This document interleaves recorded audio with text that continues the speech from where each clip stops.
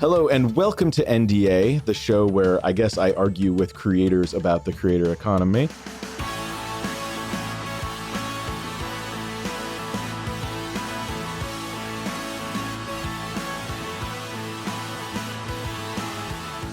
Hello and welcome to NDA. My name is Dave Wiskus, and on this show, I talk to my friends, my clients, my colleagues, and contemporaries within the creator economy about, things we can argue about. Today, I'm joined by my friend, and I believe everyone's friend, Patrick Willems. Hi, Patrick. Hey, Dave. It's really good to be here. Yeah, I'm excited because this is like the first non-coconut thing we've gotten to do in a while. And I'm just really excited to talk to you about your content. You're really jumping right in the deep end, aren't you?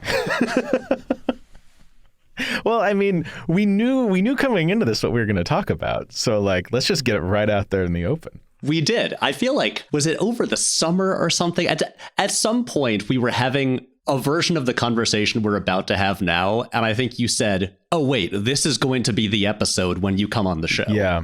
Yeah, this should be a podcast. Let's pause here. Yeah. And so we never really finished that conversation. And then scheduling, a bunch of things happened. Then you got sick. I say that like you're dying or something. You had like a cold. I lost my voice for about a full week. And that sounds awful. It's still not back at full strength. Like, I started shooting my new video yesterday and realized after a point, because I'm doing all like talking to the camera, like delivering a video essay. And I was like, ooh, I'm feeling my voice getting like a little worn out. I'm going to pause here and shoot more tomorrow. So it sucks. It really sucks when you have to talk on camera for a living and then can't do it. Yeah, that's kind of your entire livelihood. I know. And I can't record podcasts with my friend and agent. I kind of enjoy that the word agent has stuck the way it has. We've never discussed this, I don't think, anywhere in public, but like an agent is somebody who, at least according to the state of New York, a talent agency is a company whose primary focus is procuring work for the clients. I don't get you work. No. That's not what I do. I'm more of a manager, but Dave the manager doesn't really play as a gag on the show as well. And so everybody's just, because of you, everyone just keeps calling me Dave the agent. The real joke in all of it is I'm not technically an agent. Well, I mean, kind of, it's muddy. It's the whole thing. Like, I was initially introduced to the company, before it was Nebula, as like, oh, this is basically an agency. Yeah. And you're the head kind of agency. Right. Like, agencies felt like just the simplest term for what I'm explaining it to, like my family and stuff like that. Mm-hmm. And you're the head of the agency, and therefore you're the agent. Yeah, I guess the argument I would make, for regulatory purposes, we're definitely not a talent agency. For creator economy, hand-wavy, philosophical purposes, yeah, I would say that like in modern creator times, the purpose of an agency, like creators do not need to have work found for them. You've built your own business. You do your own thing. The role of a talent agent is much more about finding opportunities. So if you expand it beyond finding work to finding sponsors and finding paths forward, the line between business manager and agent starts to blur a bit. So I guess in that sense, I would defend the agent title. But, if anybody from the state of New York is listening, we are absolutely not a talent agency. Exactly. And I'm not going to push it. And if anyone from the state of New York calls me up, I will say, no, Dave the Agent is just a fun nickname I throw around casually. I don't even think there's like a real legal issue here. I just know that it's at one point we had to define the business, and it might matter in some way I hadn't thought about. There might be some kind of tax implication. I don't know. Who knows? But hey, we're in the clear. The lawyer said it's fine. Oh, excellent. Thanks to Charles the lawyer. Thanks, Charles. He was at the night of the Coconut premiere and purchased multiple Charles the Coconut plushies. Multiple? Yeah, and we don't know why, other than maybe he wanted more than one Charles because his name is Charles. Okay, I think of two potential reasons. Yeah. One, he knew that they were going to soon be sold out forever and they were going to skyrocket in value. So he was really thinking all ahead. Over eBay. Exactly.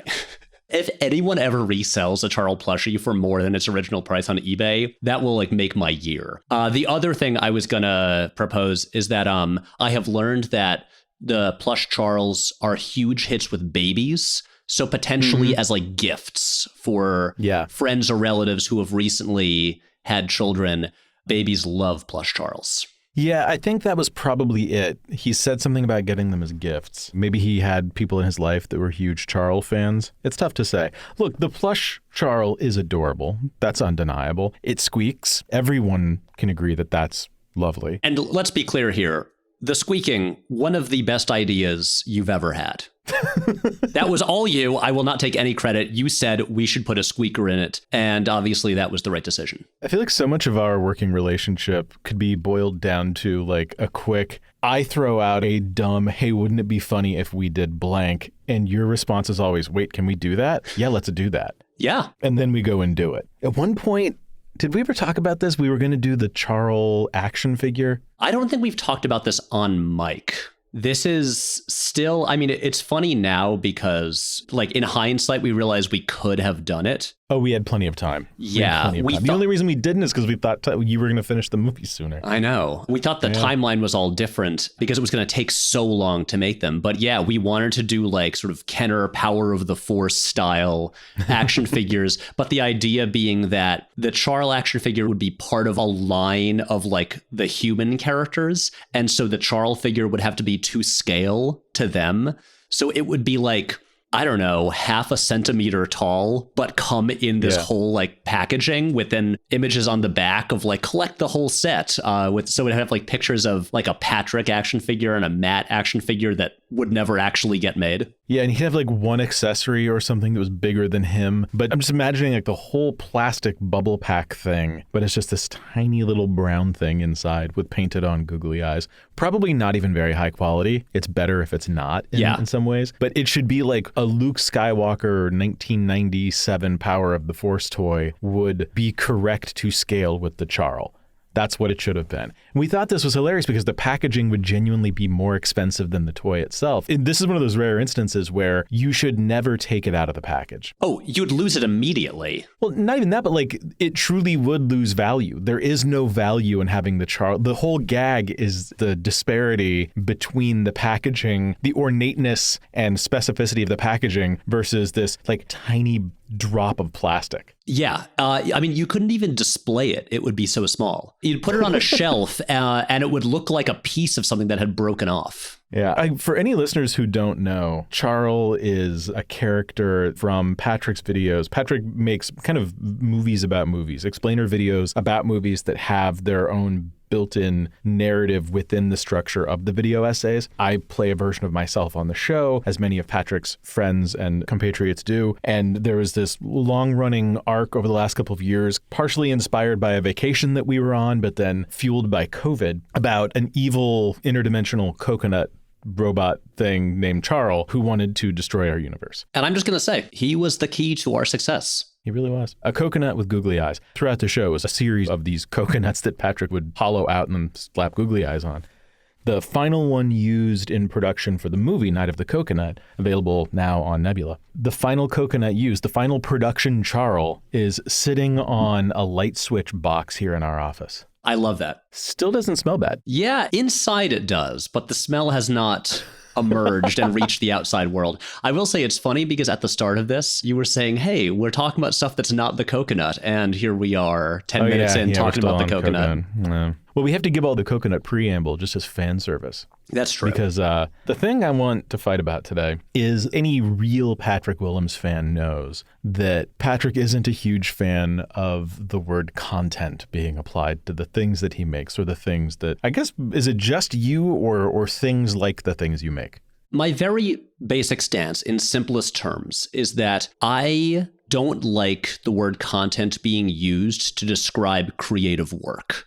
Not just mine, but in general. Honestly, I get bummed out when I hear like my peers refer to their work as content. I say like, I'm working on my content or whatever. I don't say this to them. I'm not going to be so obnoxious to run around policing how people refer to their own lives.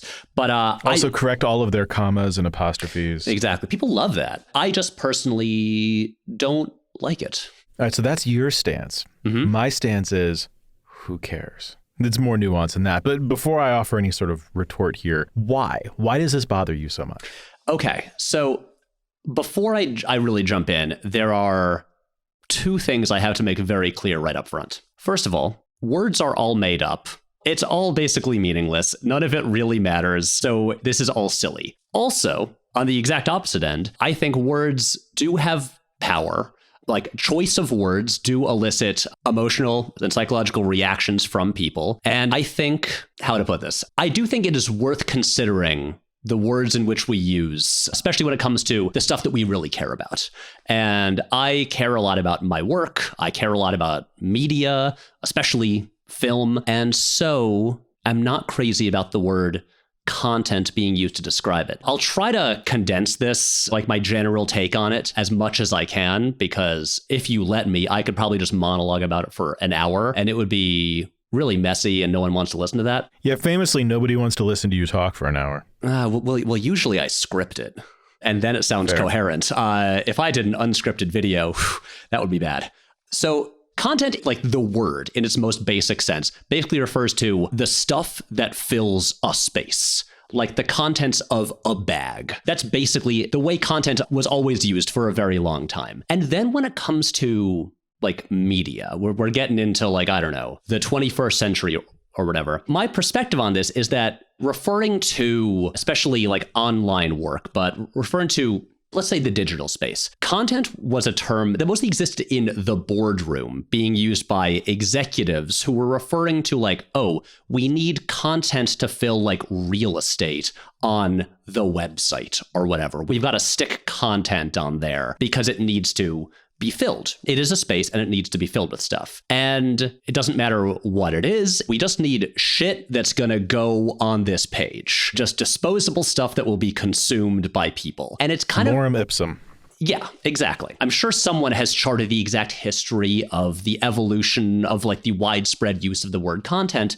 But I think maybe it just comes down to like the language that YouTube itself as a company uses, especially like, you know, what it sends to in like messages to users and emails and on the site and stuff like that. But content kind of like it traveled from the boardroom of like the soulless executives who would just want the content on their sites to make money, and then began being commonly used by like normal people, the audience, the consumers. And now we're in this weird place where content is usually used to just mean media that is online, often made by independent creators, which is weird because the thing is, all creative work, all art is technically content. It's all just stuff. But I don't think all content is art. And my feeling about the word content is because it's so vague and so amorphous and refers to literally everything. Like if you're looking at work that exists on the internet made by independent creators, a tweet is content. And also That's like true. A video of mine that I spent like a month on and really put, whether you like the video or not, I put a lot of care and effort into trying to make a distinct, interesting, unique work. And then that's also content. And so it's so broad and so meaningless, but also to me, the word implies a disposability. Like it's just stuff that's there to be consumed and moved on from and not thought about anymore. And it's weird because we don't refer to books we read as content. We don't refer to like our favorite albums as content. We don't refer to movies that we go see as content. And so I'm just like, why do we have to use this word to just describe work on the internet that could be wonderful, moving pieces of art? But suddenly I feel like it's being devalued by throwing this label on it. Anyway, I can go on forever. It's reductive. I think it's reductive. And there's so many other like synonyms to use. When people tell me, oh, I love your content, I'm just like, I don't say this to them, but I think like, that's very nice of you. I'm glad you like it. You could have said, you like my videos. It's just as simple. You like my work. There are all these other things that you could say. And I don't know. It personally bugs me, but I'm also not going to run around policing people's language. If people want to say it, they're welcome to. There was a moment where I was very much in your camp on this. And then I started doing more public-facing interviews, and I realized that it's really hard to talk about what we do without some sort of collective noun. And I mean, you could file me as like, I am the boardroom, I'm literally the CEO. Or you could look at it as this is a creator-built enterprise, and I myself am creator zero. In either of these contexts, it's hard for me to imagine how I would explain Nebula to somebody without using the word content in under 30 seconds. It's hard to talk about collectively the things that we make because Nebula isn't just videos, because even videos has that same sort of, at a certain point, it's reductive. A video on Nebula could be a single chapter of an online course. It could be a 2-minute explainer about, I don't know, packing peanuts. It could be a 2-hour documentary. It could be a 4-hour takedown video about a white supremacist.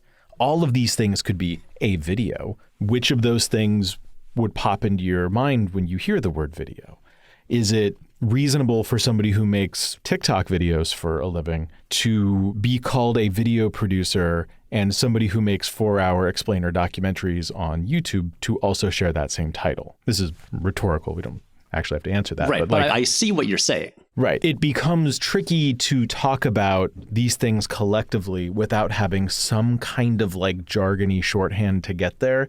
And like if I'm doing an interview talking about Nebula, I'm talking about videos, I'm talking about podcasts, I'm talking about classes, which classes are just videos, but they're a separate tab. We have videos and classes. Those are two separate things up at the top of Nebula or at the bottom on the app. We're probably going to, at some point, carve shorts out into their own thing. Different types of videos might get categorized differently. Like maybe longer form stuff like documentaries might get carved out separately at some point in time. But the fact that we have the merch store and videos and podcasts, and videos can be any of a number of things. And podcasts, once we hit a point of scale, could also probably be classified as different types of things. What if it's a video podcast? What if we were on camera right now and we released a version of this to YouTube where you could see our faces when we were talking? Is that a video or is that a podcast? And when we talk about the things that go on Nebula, what do we call the things collectively? Content is just sort of the word that we have as a culture, as an industry, adopted as the thing. And it might come from the boardroom. I think that like in online fan communities, maybe it was like 10, 15, 20 years ago, a similar kind of thing happened where everybody started referring to franchises or even individual movies as IP. And that's another case of boardroom speak being adopted by the general public. Right. Like maybe we'd read articles about this where it was referred to as intellectual property, or maybe like /dot culture from like the RIAA, MPAA lawsuits of the late 90s, early aughts. Maybe that came into public consciousness in a new way, and these sort of legal or industry terms became kind of the way we shorthanded and talked about it to one another. IP is weird as a term if you think about it, but we sort of accept that that's the thing that we call that now. And it feels a little corporate speaky, but you can usually tell from context if the person saying it is a jackass in a suit or like a fan who just wants to go off about how much they love, I don't know, Aquaman or something. I mean, this all totally makes sense. But like looking at this from your perspective, you are the CEO and you kind of have to talk in technical terms and like pitch Nebula. And so I don't mind it if I hear you describing what is on Nebula, because you literally have to talk about the contents of the site or of the platform. Well, I have to talk about like all of the different things that could be made and placed here. Like if I ran a store, a literal like retail store, referring to the items in that store as the merchandise or the products could be seen as reductive and diminutive, but in context, there's no good collective noun that encapsulates all of it. Yeah, I mean, these are the places where I will like make exceptions. I will even find myself once in a while in a conversation be like,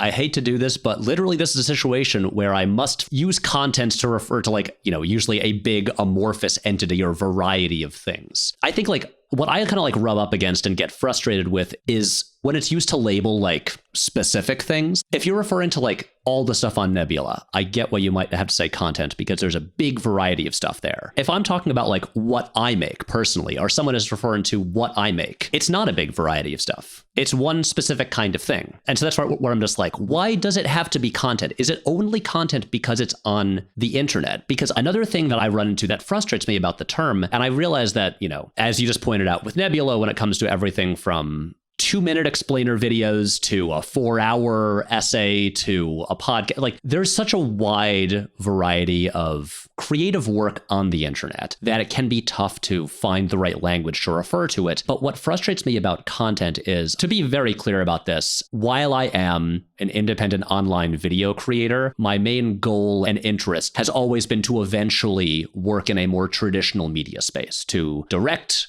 movies. And in the dealings that I've had with more traditional media outlets and production companies and producers and stuff like that, a thing that I've always run into that I found very frustrating is that a lot of people in the more traditional media space view online work and traditional media work as like completely different worlds where skill sets don't really cross over at all. As if like, oh, so, okay, you know how to do cinematography and like can direct something, but it was on the internet. And therefore, those skills do not apply to doing literally the exact same thing. But if it were for like television or a TV commercial, like that kind of thing. Yeah.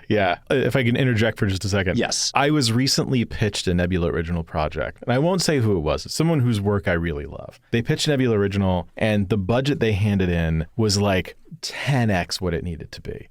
And as we went through it, it was like, yeah, they wanted, I don't know, $80,000 worth of an editor. I'm making up a number. And like $100,000 worth of visual effects and all this stuff for basically a small series of explainer videos. And the show was ambitious, and it would cost a little bit more than what we would expect to normally spend on a YouTube video. But as we went through it, it's like, I don't know, $10,000 to rent camera. We have cinema cameras, multiple of them. We don't need to spend $10,000 renting cameras. And the discussion that came out of that was like, well, yeah, but like we want to have 3 extra PAs standing around. We want to, hire this cinematographer. We want to do this, because we don't want to just do it like YouTube level. We want to do it TV level. And there's this sort of assumption that in order to get TV level people, you have to spend 10 times as much. You can't just provide better resourcing to YouTubers and get something of higher quality. Like, we're judging the merits of the actual produced work based on the destination platform or media that the people producing this normally work in. Like, YouTubers can't make things of TV quality, right? Right. That's just impossible. Not unless they hire real TV people. Exactly. This mindset of like these two worlds being so completely separate is something that I find very frustrating as someone who would like to break into the other world. And I feel like the word content is just this extra separation between the two, because it's like, oh, see, Patrick Willems, he's not a director, he's a content creator. Like, he doesn't make films, he makes content. Again, what I said earlier is technically everything is content. And so why is it that like I get this label, but the director of like some movie doesn't? Like our friend Darren Aronofsky. Exactly. Our friend Darren Aronofsky. Can't believe I'm about to say this. The Whale, the upcoming film from Darren Aronofsky, poised to be a significant awards contender this year, is technically content, but no one's ever gonna call it that. And actually, no, can I pick a shittier thing? Because something, okay. You don't want to pick on Darren? Well, no, this isn't picking on Darren. I don't want to compare myself to him. I don't know. Let's say the movie Black Adam, starring Dwayne "The Rock" Johnson. Technically, that's a piece of content, but no one calls it that. I'm like, why is it that just because the stuff I'm making is on the internet, you're using the same label for it that you give to like a cat video or a meme or a tweet? There's one thing that I think is worth noting in terms of how we're talking about internet content, because if we're talking about people who make their living creating independent work on the internet, there are people who, for instance, they might be like an Instagram influencer or whatever, and they're posting multiple photos and stuff like that a day. And the way that we are meant to absorb, digest, consume their work is basically to glance at it, think about it for 3 seconds, maybe like double tap so we like it, and then move on. And I feel like the people even making this will often admit, like, yes, it is, the individual pieces are fairly disposable. What matters here is the ongoing flow and like stream of regular new material all the time. And that I don't mind calling content as much, because again, it is more about like their model for their work is more about just constantly delivering a steady stream of material, of stuff, where the individual pieces, they don't matter that much. And then what I do, and then what many of the people on like Nebula do, is we spend a very long time trying to craft these individual pieces, which are basically like an episode of a television show. And we care a lot about making each one of those distinct and a thing that can function on its own and be shared with strangers. And that, to me, I'm just like,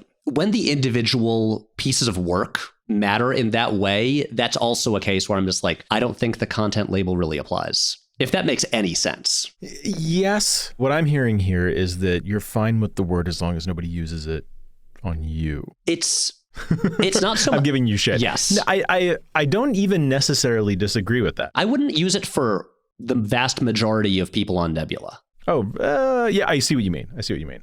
I think we are a victim of a very fast-moving industry, a fast-moving culture and a fast-moving industry and a fast-moving industry subset, where it's already the case that technology is advancing at ever more rapid pace. And this enables new types of things to be made, new cultures to pop up. Some of it is problematic, and you end up with, like, I don't know, giant chunks of alt-right nut jobs all over the internet who seem to have found their voice and are taking that very seriously.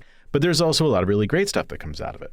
The proliferation of technology, as much as I think that the smartphone is probably the worst thing that's happened to humanity in the last 80 years for a ton of reasons. One of the things that it's given us is, like, you couldn't have YouTube be as successful as it is without mobile phones and without LTE, 4G, 5G, whatever the hell, the faster mobile internet speeds. Those things make this technology possible. Without a smartphone, Twitter never catches on. Facebook never catches on, not to the level that it has. And so from this, we have YouTube with Shorts now. We have Instagram with Reels and whatever they're calling their stories. That's what they call it. You've got Shorts on YouTube. You've got TikTok. You've got like a handful of these things. Snapchat. Some designed to be scrollable, ephemeral bullshit, some designed to be share a picture with your friends, and that has turned into somehow a culture of lifestyle brinksmanship. And all of these things are kind of emergent phenomenon.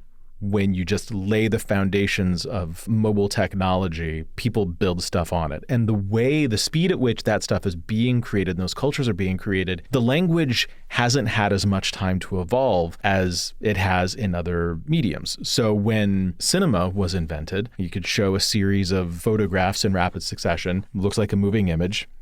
It moves. Movie. We're going to call that a movie.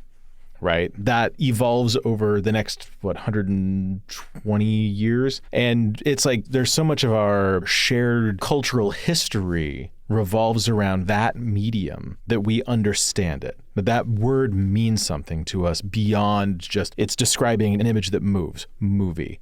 At one point, we called them talkies. To have a word like that, which is kind of dumb in its own, but has grown to mean something so much more. You can call it a movie, you can call it a film, and we could argue that one sounds more prestigious than the other, but both are perfectly acceptable. Radio literally just describes the waves being used to carry the signal. Television, a little bit later, these are images that are being televised.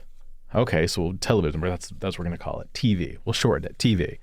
More recently, podcasts. This one is especially dumb. Podcast is very dumb. It's dumb, and I hate it for a bunch of reasons, the biggest of which is that it refers to the device that people use to listen to them. And now the Zoomers are calling them pods, which is especially ridiculous because out of pod and cast, you hang on to the part of the word that refers to the thing that no longer exists. Call them casts? I don't know. Nobody had a better word for podcast. That's what people called them. So like, okay. If there wasn't a better word, this word is dumb, we're going to use it. And then 50 years, 100 years from now, nobody's going to think it's dumb anymore. They're just going to accept that that's the word for this thing. The same way that if you take your phone out right now and you unlock it and you go to make a phone call, the picture on the icon for the make a phone call button is a picture of a device that you no longer own. Most people no longer own a thing that looks like that. That's just the phone icon. That thing means phone. It no longer is a phone, but it means phone. And so over time, these things kind of change and evolve, and we accept the terms. In our industry, in our corner of the industry, things are moving so quickly, and it's a culture and an industry driven by primarily young people who, in many respects, like to cosplay as successful adults or smart, savvy business people. It's how we end up with some of these crypto scams, is because they listen to, I don't know, Tim Ferriss or something, and they decide they're business experts and they totally understand all of the secrets to growth hacking. And you end up with these, 40 tweet long threads of bullshit just trying to sell you a course. Everything's a funnel, Patrick. Everything's a funnel. It's true. When you live in that world and you're using tools built by sometimes big corporations, but for a culture that is driven by young people who aren't super experienced, and we're all just trying to like figure out how to talk about this stuff. I hate the term creator economy. I think it's stupid. And yet you have to say it at the start of every episode of the show. I have to say it 100 times a day because that is the best way to describe what we have here. Yeah. I hate the term, but it works. I don't really personally love the term content either. If I have a real argument here, it's that I don't think that there's a better word to explain what it is that needs to be explained with that word. I think that the kids, the youths, youngsters, the whippersnappers, they've adopted this word and they've sort of taken ownership of it in a way that it means something to them that is different from what it means to you or I. And most of all, I feel like it's just a losing battle. That word is going to stick. It's a losing battle. But Dave, I'm going to die on this hill in this battle. That's how I'm going to go out. Okay, that's fine. The real joke of this is I don't disagree with you at the core. I also think the word is kind of dumb. Even with IP, you can change a couple of words in a sentence and have that go from sounding perfectly reasonable to super stupid. If you say the sentence, Disney owns a lot of IP. Okay, yeah, totally reasonable. That's a sentence I can get behind. If you say, Disney has some great IP, that sounds kind of dumb. That sounds reductive. You sound like a sociopath. But this is how like a 20-year-old who fashions themselves to be a business expert would say that. This is a totally normal, common way to say something like that now. And while I think it sounds kind of dumb and a little bit child wearing their dad's suit, I also understand that if I'm going to communicate what I want to communicate, I have to accept that sometimes I drop the G's at the end of words that end in G's so I can sound a little bit more relatable.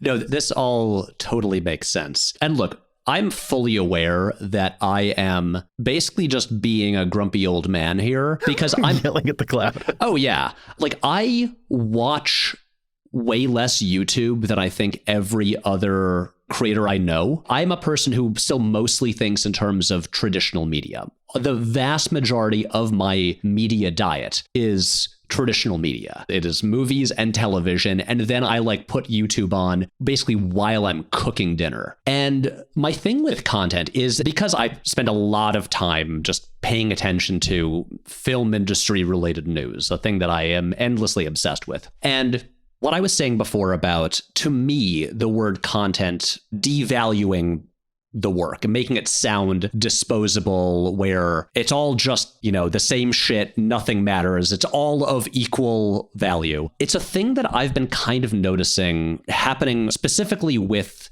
the film industry over the past several years, especially with the rise of streaming. I'm like rankled when I hear someone like refer to what I do as content. It's not a major issue. It is like a pet peeve, you could say. But I think the larger thing, and I hope I can articulate this somewhat coherently, is the way that a lot of the major studios seem to be shifting with their business models and stuff like that. And I think you can look at something like Netflix as like the most obvious culprit here, which is basically they have this giant media library. They have like 1 million TV shows, 1 million movies. Some of these are acclaimed, beloved classic movies from the 70s. And then you've just got, I don't know, basically just like direct to video garbage that they produce for a few bucks. And the way Netflix is designed, it's not too dissimilar from YouTube in that it's all algorithmic. It's designed to basically just make you keep watching forever. And so they keep recommending things to you that are vaguely similar to the stuff that you've watched before. And then when something ends, they'll autoplay more stuff that is vaguely similar to stuff you've watched before. Don't you want to be hooked up to a feeding tube for the rest of your life? You never have to think about your content decisions anymore? Just hook it to my veins. Just pump you full of content at all times? Well, Dave, this is what I'm getting at. The way Netflix seems to approach this stuff is, and you look at like the bizarre ways they will, I could go on about Netflix forever, and spoilers. Wait, wasn't this the central villain premise in Peacemaker? Force feeding this creature forever so that it keeps producing the thing that you want? Oh, yes, basically, which is very funny because earlier this year, the new head of Warner Brothers Discovery, David Zaslav, a guy who, as we all know, has made a lot of really cool, smart decisions with his company this year. I remember he was doing this keynote presentation and him just like a big like line of that was, we're in the content business. We're all about content. But basically like the way Netflix designs things is like earlier this year, the head of Netflix was like, we're going to stop making what he referred to as vanity projects, like Martin Scorsese's The Irishman, a movie that, you know, netted them like lots and lots of like Oscar nominations, and instead focus on things like several sequels to Red Notice, the most like written by an algorithm movie I think ever made. And the way Netflix tends to treat stuff is even though they'll make good stuff now and again, it's all just content, and they're not trying to get you to watch good things. They're just trying to get you to watch Netflix forever, and everything there is basically disposable to them. And then contrast that with streaming services like Mubi, an occasional sponsor of my videos, but I'm not biased toward them because of that. Not a sponsor of this show. Nope. So if you were to go and sign up using a code that you found in one of Patrick's videos, he would benefit from that, not this show. It's true. It's true. Also, where I'm going with this, Dave, I'm going to be praising Nebula in a minute, so buckle up. Oh, good. But then the way like Mubi or the Criterion Channel approach things, and these are the streaming platforms that generally tend to aspire more like a bit more of like an emotional connection with their audience, is that they're all curated, is that they actually have human beings put together like playlists and groupings and collections of films that are not just like, oh, an algorithm designed to make you watch forever, but actually like, oh, how do we introduce you to new things that you might not have seen before? Here's a thing that we think you might like because it's good, not just because it vaguely resembles a thing that you already watched. And this is, I think, one of the things that I like about Nebula. And oh God, this is just a Nebula commercial now. But like, it's the difference between Nebula and YouTube in that it is curated. It's not just like throwing shit at you forever to just have you just like turn into like a brain dead zombie and just keep watching stuff on autoplay. But it actually does like, oh, you go to the Nebula homepage. You like Nebula doesn't treat it like content. That's what I'm trying to say. Nebula actually like cares about and promotes and highlights like actual distinct interesting work, and it's not just this endless rabbit hole of just stuff that you consume forever being shoved down your throat. Did that make sense? This makes perfect sense, and it's handy. I don't usually get to call this out, but this show's producer, Eric, you're on, right? I sure am. Hello. Hey, look, it's Eric. Eric is one of the people who is usually like what you and PJ, right? Doing all of the work to come up with the featured rails. Yes, yeah. All those collections are human curated. Those are like ideas that Eric and PJ come up with. Can you just give us a little bit of an explanation of how that works? Yeah, so we basically look at the calendar and see what types of recent videos have come along, see if there's kind of something, a through line we could maybe find with some older videos. There's a holiday coming up. We did one for Halloween with a bunch of Halloween songs, Halloween movies, stuff like that. So we just try to find something that is either related to videos a number of the creators are making or seasonally appropriate. So basically, it's the opposite of the YouTube trending page. Yeah, although I will say that there is a human curation element to trending. I don't know how much I'm allowed to say about this because, of course, I'm under NDA from YouTube on some of this stuff. But basically, it's like there are algorithms that find the trends, and then humans will make sure that the things that float up are not just like Logan Paul suicide videos. Although I believe that one actually did make it to trending. So the system doesn't always work. Right. It's funny because, you know, in the early days of YouTube, there would actually be like a human curated front page with like recommended stuff. Mm-hmm. And then it just got impossibly large. And there's no way that that could really exist anymore. Well, I talked to our friend Todd, the algorithm himself, Todd Bupre, who runs the discovery team at YouTube. Literally, he runs the YouTube algorithm. I was telling him that as we think about how we want to build recommendation systems, the two use cases that we tried to think through, the way we see it is one of two things is going to be true. Either you have just showed up to the platform for the first time that session and you're looking for the first thing to watch to start you down your daily rabbit hole of content being fed into your mouth, or you have just watched something and you're looking for the next thing. And those are kind of two different use cases. Like in one case, we understand the mood, like we have enough context and information to read the room and try to make some assumptions about what you might like next. And we are building systems for this. You know, some behind the scenes here is we want to do a thing that isn't just like pure algorithm force feed you with bullshit. A lot of what we're building will factor like when creators upload their videos, they might include recommendations, and we may highly rank those amongst the things that might get recommended to the next person. So giving preferential treatment to the person who made this thing thinks that if you liked this, you might like this next thing next. But then the trickier part is like, if you just show up, how do we know? What information do we have about you without getting like too personally identifiable or too gross with it? And what he was telling me is that they see it the same way. The trouble is that, and these are my words, not his, the average quality of a Nebula video is just so much higher than the average quality of a YouTube video. And I don't think that's even a matter of opinion. That's just fact.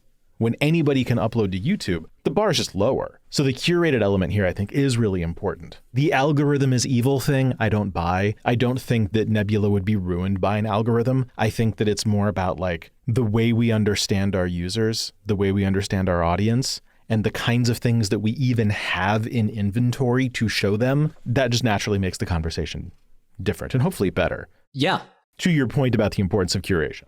Yeah, I think what I'm kind of realizing here is that as much as, you know, I have my personal little silly beef with just the word content, the thing that I really care about is what the word content seems to imply about the work and the way we think about creative work, where it's like, is this just a piece of disposable internet real estate that is equivalent to anything else that's just meant to be like thoughtlessly consumed? Or is this a thing that like, you know, human beings put care into? And is it being like presented and curated by human beings who actually care about like watching good things and introducing other people to good things? Like, that's really just what I care about, because the thing about the word content and following that to like its next logical steps is it can sound more and more dystopian to say just like, oh, I am a content creator creating online content to be consumed by the masses. It's like, it's like that sounds very dark and so soulless. And I'm just like, I don't want to get to that point where it's the future and we wake up and I don't want us to turn into the people in WALL-E who just consume like the same content every single day, and that's how they live their lives. My feelings about this like are partly about just like, I guess, like my little world of internet video creation, where I'm just like, a video essay about a movie is not equivalent to like a reaction video to a trailer for that movie. Like, there's different things, and we should have different language to like separate these things and curate them, because I do think it's important to differentiate between different types of things. But then also I think about this like skipping ahead several years in the future, where I'm just like, as it's very clear that a lot of the studio heads that produce, you know, like movies and TV are largely thinking of the stuff they produce as just content. And it really does seem like, and I should say, I've been working on this long video about American cinema of the 1980s. And in the research, it's been very clear that so many of the more troubling aspects of like current cinema and things that we complain about a lot all kind of began in the 80s, and especially this shift toward like movies as products and IP being king and all of those things. And I think a lot of this is dictated by like, you know, heads of major studios. And I feel like all you have to do is look at like the list of like the top 10 highest grossing movies of each year, starting in the 70s and then going through to today, and just clear like, oh wow, yeah, people became conditioned to be dumber because of the stuff that they were given repeatedly, and just like the average quality of things just declined over time and got more and more like products and less like art. And that's it. I feel like, call it whatever you want. I just don't like thinking of the stuff that I make and the stuff that my friends make as just products to be consumed and then never thought about again. Well, using your example of the way cinema films have become more productized, if somebody were to describe a person, their job as filmmaker, you can understand that some films are cheap adaptations of video games directed by guys who would rather get into a boxing ring and punch online critics. And some filmmakers are people who make the Tree of Life or whatever. There's a wide range of different things a filmmaker might make. A filmmaker might make porn. A filmmaker might be wildly on the other end of the spectrum. They might make films specifically for children and families. They might be Darren Aronofsky, who makes films designed primarily, it seems, to upset you.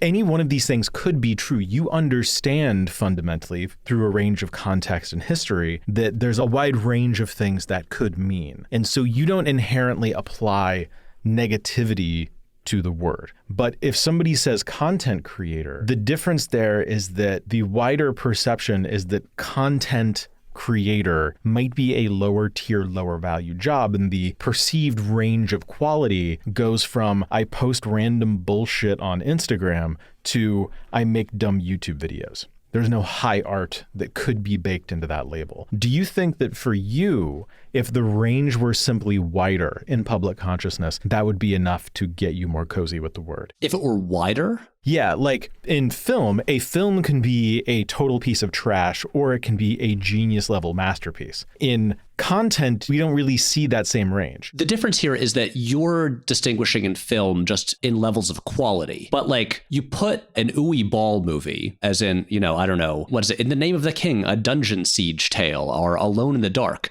you know, like shitty movies. Basically, everyone would agree, but they're still. But that's a movie. Oh, but it's still clearly a work of the same medium as The Tree of Life. It is still a narrative film that uses the exact same crafts and skills and has like the same sort of like form behind it. And it creates a work of like vaguely similar length. It's basically like saying like, oh, you can buy like a $5,000 chair, or you can buy a really shitty chair made by someone who does not have good carpentry skills. They're still creating the same basic thing. Right. Is furniture the same sort of word? Furniture can be cheap, shitty things. If I said I'm going to the furniture store, you're probably getting a picture in your head that has more to do with the way you see me than it does with the way you see the abstract concept of furniture. Right, but here's the thing. They're still working within the same medium. My thing with content is what you're talking about, where it's like one of my videos, which is, you know, for lack of a better term, we'll say it's a video essay. It is a piece of scripted film criticism in video form. That is like fundamentally not the same medium as a Jake Paul vlog. It's just not the same thing. My thing with content is just that it's too broad. And I'm sure, you know, you run into this frustrating thing too, where it's like when we're explaining what we do and the industry we work in to people who are not in that industry at all, it's why like both of us are not crazy about the word YouTuber, like largely because it just ties you to a specific platform owned by a giant corporation. And that's an annoying way to, like, I don't work for Google. Yeah, I don't like that term because I don't like giving credit for our work to a $1 trillion mega corporation who we don't hate them. We love YouTube. They're great people. The people that we know over YouTube, lovely.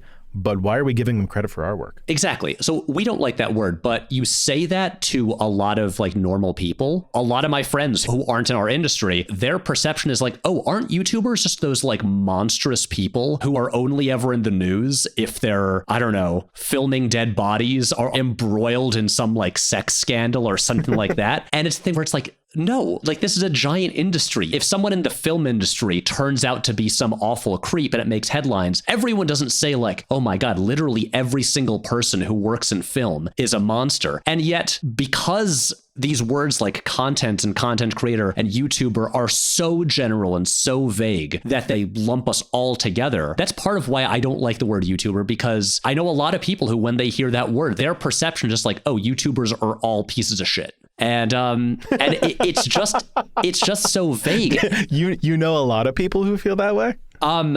Yeah, that might have more to do with you. No, genuinely, it's a thing where I have friends who'll introduce me to people like at a party or and say like, oh, Patrick's a YouTuber, but don't worry, he's like the one good one. He's not like all those other ones. That's the thing with content. It's so vague. It covers everything that, to me, it's just like... I would say that film could be the same thing. A Miyazaki movie and the Blair Witch Project, I guess it's kind of the same medium. They're still both 90-minute narrative films that are telling a story using the basic craft of film. You think that one of your videos and a Jake Paul vlog are further apart than any two films ever made. If we're talking narrative films, like as opposed to like a documentary, yes, I do. Yeah, is a documentary a film? If you make documentaries, are you still a filmmaker? Oh, yeah, totally. Genuinely, I think my videos are probably closer to like written film essays than they are to a Jake Paul vlog.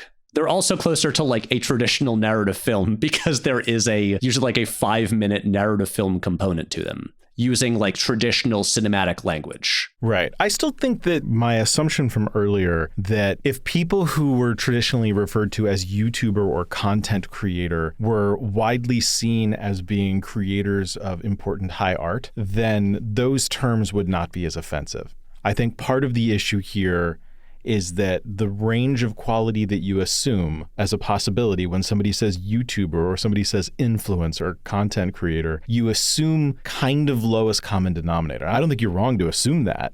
I would assume that.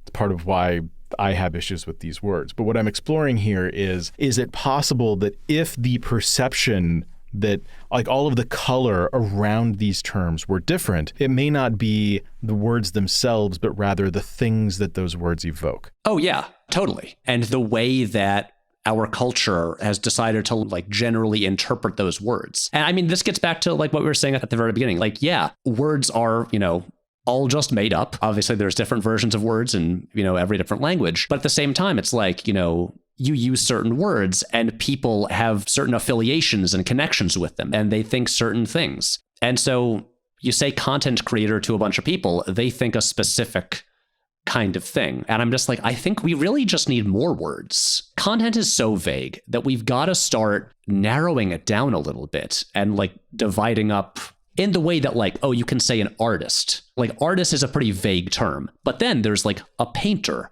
a sculptor, stuff like that. You can say a musician, but then there's like, oh, a guitarist, a drummer, things like that. Content creator is so vague. I guess there are like vlogger or video essayist. I don't know what the term is for someone who makes cooking videos.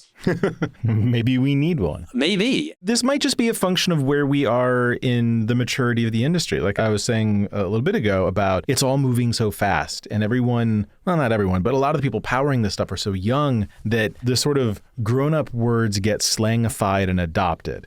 And we recycle language. A lot of this stuff is being, I wouldn't say pioneered, I'd say millennials had more to do with pioneering it, but like taking the ball and running with it, a lot of that is the Gen Z folks, the Zoomers, a generation so inherently derivative that the name for that generation is just boomers, but with a Z. Maybe there's something to that, where everything that this generation has is something that has been remixed and repackaged to sell them. And they recycle these terms or they try to use terms that are already understood because they're just grabbing stuff off the shelf and trying to build something new out of it. I don't think it's purely a generational thing, but I do think that that partially drives it. I think that if we wait long enough, we will get those new terms. We will get those new words. The kids historically, always, every generation loves inventing new slang for shit.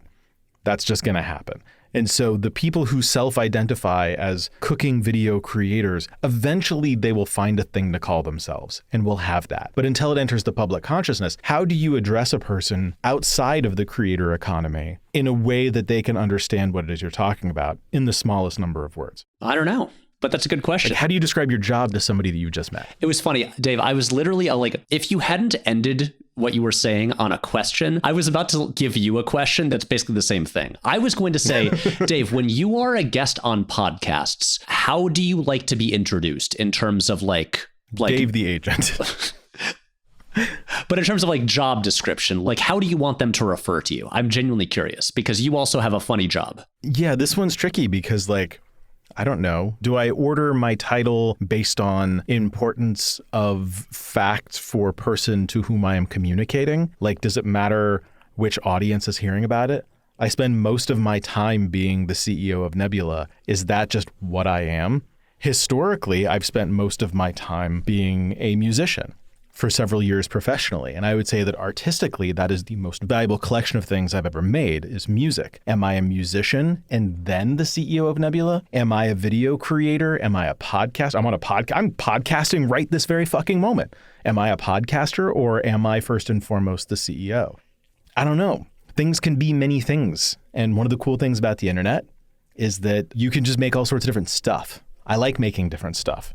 making all kinds of different stuff gets me out of bed in the morning. And it's why I started doing this sort of work to begin with, is that the people who make this stuff didn't have the best tools. One of those tools, I think, is language. I think that having clear terms for what we do and who we are, and making sure that the terms that we use to describe ourselves and our work add value, or at least communicate value, I think that's important. On that front, I don't disagree with you. I do think that when it comes to the word content, if I am a content creator, am I a content producer? Am I a startup CEO? Oh God, fuck that. That sounds toxic as shit. Exactly. I hate those people. Do I want to be no, because you get all these images in your head of like, I'm going to wear a blazer and a t-shirt, and I'm going to say bro a lot, and I'm going to burn through tens of millions of dollars of VC money before either being acquired or failing my way into an even higher paying job. That's what tech CEOs do, right? Yeah. Tech startup CEOs do. That's not what I do. So do I want to be grouped in with those people? No. Do I want to be a media company CEO? No, that's also its own set of problems. I don't want to be the suit in the room. Usually I'm not. I spend most of my time having conversations with or hanging out in person with people in their 20s or early 30s who have never had a real job before and who like really like making videos on the internet and started making money at it, and trying to help them understand how to not let that ruin their lives. So like, how do I describe my job? It really depends on the audience. And I try to do it whenever possible in a way where I'm communicating aspects of it, even through just the style in which I'll say it. I've learned that being super colloquial, especially if I'm a guest on a podcast or if I'm in an interview. I can't say where I was. I was recently in a boardroom having a conversation with people who are basically interviewing me as part of a larger partnership, a neat thing we're doing. Now everybody's wondering. It's not as exciting as whatever people are imagining. So imagine something really exciting and we'll pretend it's that. So basically Nebula's acquiring Disney. Yeah. The whole Bob coming back thing, I requested that. It's part of the deal. I'm in a boardroom talking to some people, and they had a million questions for me about what I do, what we do. And I made it a point, like, I literally went in wearing a suit. I was pretty sharply dressed, if I may say so. And in spite of that, or intentionally because of that, I made sure to swear a little bit more than you might expect would be appropriate in that situation. I try to speak with a voice that accurately represents and conveys. I am a smart individual who knows what I'm talking about, but I wasn't stuffed into this suit by a machine that needs me to say these things. Mm-hmm. I am here of my own volition, expressing my opinions as much as I am facts. So this is kind of a long, meandering answer to the question, but I think that how we say the words matters as much, if not more, than the actual words we choose. If it's in a tweet, then like, I don't know what the fuck I'd say. What you're getting at, and I feel like what we've been talking about a lot, is just it's important to be aware of the perception that these things have. Like you said, you made a point of adjusting your language, kind of like because you were aware of the perception that you being dressed like that might have, and that someone in your position might have. And so I'm very interested in all of this because I feel like, to get back to one of the very first things you said here, this is a very young industry that's evolving very quickly, and not all the language is in place yet. I know, like, I kind of realized, to answer my own question about how I asked to be introduced on podcasts, actually, it's always just filmmaker and video essayist. I wish there was just one single thing I could say, but I feel like saying that is so much more both accurate and descriptive than saying like content creator is. And that's what I've kind of figured out, like, okay, this is what I like. These are terms that I think are accurate and that have what to me are the right like connotations and associations, and will give the perception that I personally would like and feel comfortable with. I think we need a term. It's not that a collective noun necessarily is the problem. Your example of artist, I think, is great. It has the exact same issues in terms of language functionally. The exact same issues as content creator. The difference is that artist as a word carries prestige where content creator does not. Art and content, they kind of act the same way, yet one of those words has prestige and the other does not. And so maybe part of the solution here, if there's a thing that we can actually affect change on, maybe it is doing things that change the perception of the level of prestige the word has. This is part of, I think this show always turns into an ad for Nebula. Part of what we are trying to do, fuck it, it's free. Part of what we are trying to do here is build pathways to mainstream acceptance, build pathways to collective consciousness, that sort of household name status. Like the first YouTuber to have household name status has already happened. If you define YouTuber as person who started their career making videos on YouTube and still for a living makes videos that go to YouTube, Justin Bieber counts. Yeah. That accurately describes Justin Bieber. He is a household name. So the first one we've already got. We're waiting on the second one, I think. I don't think anyone's hit Justin Bieber level starting on YouTube since Justin Bieber. You can make arguments about, well, Jake Paul or Logan Paul, but like maybe some people know who those guys are, but those are not Justin Bieber level household names. I'm pretty sure my parents don't know who the Pauls are. And you know what? I'm jealous of them there. They would assume like Ron Paul and Rand Paul. Right, exactly. Different kinds of problems. But if you can imagine a future where when somebody says YouTuber, they think this person who makes really cool and interesting art. If you can imagine that that is possible, or when somebody says online content, the image that pops in their head is not dumb random free shit made by a bunch of random motherfuckers on the internet who had cell phones and a signal and were goofing off, which that's not invalid. What those people do, what we do in our free time for fun is all acceptable and valid. But I do agree with you that it's not the same thing. But I think that the change that we could actually affect here would be to build bridges to legitimizing the things that we make rather than just being upset that people don't use a word that we like or use a word that we don't like. Yeah, that's really it. And also, it's funny because as far as the word artist goes, it's like I don't tend to refer to myself as an artist because, again, we generally think of artist being working in some kind of like making stuff that would go into a gallery or a museum. But not to like crawl too far up my own ass here, but I'm like... I'm not like, I wouldn't say the work I do is not art. I would be much happier to call what I do art than content. It's the kind of thing where it's like art feels like something that, you know, you can be proud that you make. And I'm genuinely like proud of my work. I can't imagine being proud of making content. I don't know about the second part there, but I think of it as like the Roger Ebert video games aren't art thing. And then one of the Penny Arcade guys, Jerry, I think, was like, you take a whole bunch of artists and you put them in a room and they make something. How is the result not art? When you take somebody who is a filmmaker, and you are given the task of making to whatever length you want it to be, because films don't have to be a certain length. It's true. You are using the storytelling medium of video, film. What comes out the other side of that? How is that not you are still a filmmaker? Yeah. No, you're not wrong. And if film is inherently art doesn't have to mean good. That's just a thing we assume. That is true. You know what? Uwe Ball is a filmmaker. And an artist. Yeah, he makes bad art, but art nonetheless. It's still art. You don't have to like it for it to be art. Yeah. In fact, sometimes you not liking it is what makes it art. It's true. That's totally true. Performance art is art. Yeah. Yeah. Yeah. So how about instead of content creators, we just say artist? We're just, the thing about Nebula is we're a collective of artists. We're a true artist collective. Yeah. So, okay, we want to get started on the rebrand of the app right now and put that in really big text. Oh, we don't even need to. No, we don't even need to. Think of it this way. The star logo, it's filled with watercolor. Oh my God. Dave, right? That's been here this whole time, Patrick. That's good. It's right in front of your nose. You didn't even see it. So do you feel like we've solved this problem? Yes. As in, I'm still not gonna use content any more than I currently do. Are you satisfied? I am currently, right here, right now, a content creator.